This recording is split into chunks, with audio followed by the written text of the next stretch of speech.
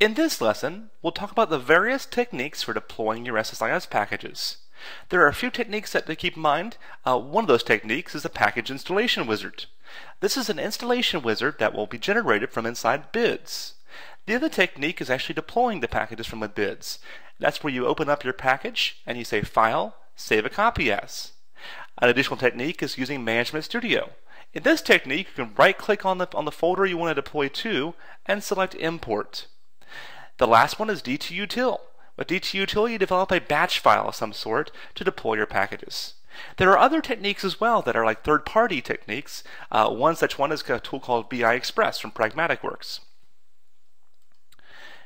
There are two places you can deploy your packages to, the file system or the MSDB database. And each have their pros and cons. This chart here gives you a pros and cons of each of those, as well as is described in the book as well. If you deploy to the file system, it's the same as copying the packages to a given folder. If you deploy the MSDB database, you're essentially uploading those packages to the MSDB database on your SQL server. If, from a security perspective, if you upload the packages to your file system, you have to put passwords on each package to prevent the wrong user from executing that package. You also may want to lock it down with Active Directory security.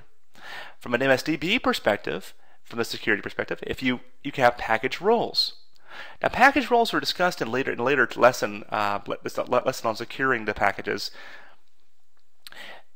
With those package roles, you can lock down a package to where a user can either execute a package or update the package. From a backup and recovery perspective, from a file system, all you have to do is tell your tape guy to restore a given file. From a backup recovery of the MSDB database, you'll have to set up your maintenance plans to back up the MSDB database, but there's no way of recovering an individual package. From a deployment perspective, it's as easy as copying the files up onto the file system for deployment. For the MSDB database, you have to use a tool like the third-party components or package installation wizard or those other components we mentioned as well. But it's a little tougher than just copying and pasting. From troubleshooting, if you have bids installed on the server, you can open up that package. Now, this is recommended, but you can open up that package and begin troubleshooting on the production server and figure out why those packages are failing. From MSDB, you'll need to export that package out of the MSDB database to troubleshoot. Also, the execution speed is exactly the same. So no matter where you deploy to, you'll notice your execution speed being exactly the same. With that now said, let's go ahead and try it. In this lesson, you'll want to create a manifest file from the project we've been using throughout this book and deploy those packages to the MSDB database. To create a manifest file, right-click on the project file inside of your bids environment and select Properties. Now keep in mind, this is not the Properties window that you see here, but it says a New Properties window, so make sure you right-click on the project and say Properties. Next, go to the Deployment Utility and change the Create Deployment Utility to True. It will be set to False by default. This Allow Configuration Changes, additionally, will show you how to, it will allow an administrator to change the configurations of the packages during deployment as well. Also, it's going to create the deployment field utility underneath your project folder in bin deployment. After I do that, go to Build and build your project. You'll see all the packages will then open up. It may take some time. You'll know it succeeded by the Build Succeeded option right there. With that said, let me go to my project folder.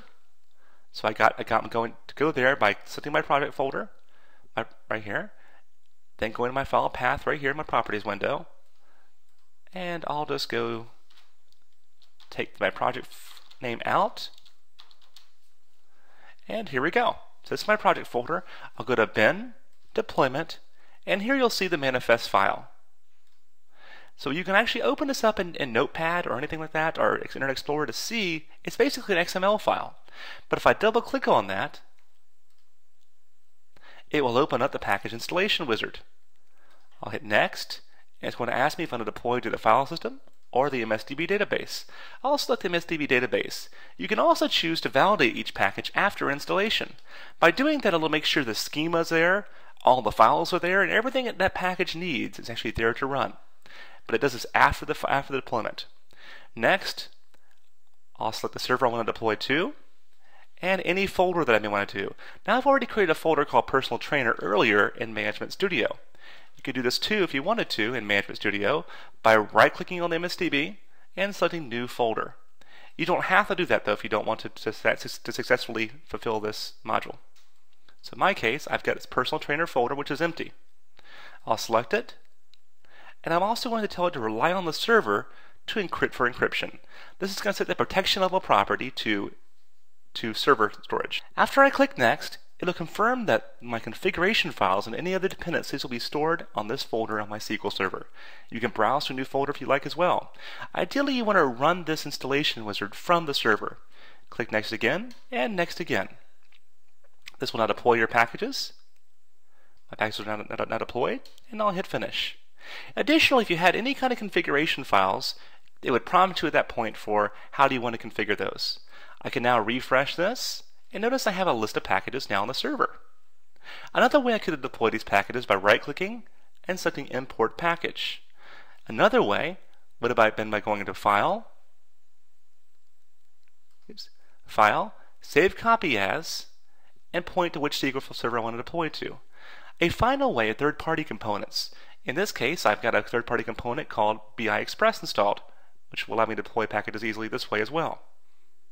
And a final way is through a DOS command using dtutil.exe. In this lesson, I showed you a number of ways to deploy your packages. One such way was a package installation wizard. The package installation wizard is an easy way to create a deployment manifest file, which you then can run and deploy your packages all at once. dtutil.exe is a command line program that will enable you to create a batch file for those packages. And also, I showed you Management Studio and BIDS environment. There are also many third-party components that you can download as well to deploy packages. You can deploy to two environments, the MSDB database or the file system. Each of those environments have their pros and cons of where you want to deploy to. Now that you know a little bit about how to deploy your packages to the SSIS store, let's talk about how to configure the SSIS service.